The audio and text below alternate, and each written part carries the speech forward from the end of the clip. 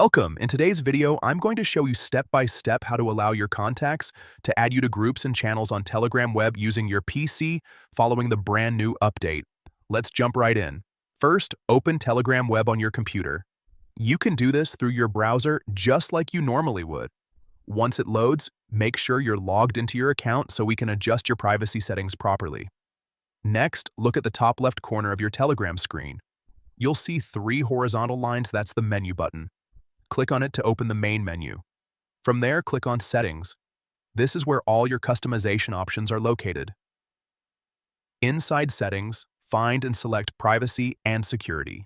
This section controls who can contact you, add you to chats, and view your information.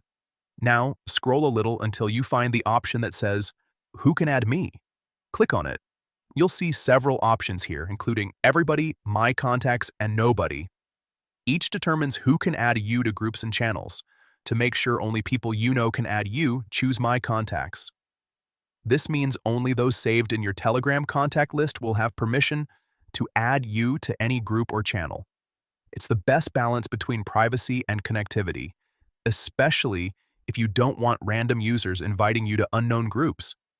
Once you've selected My Contacts, Telegram will automatically save your preference.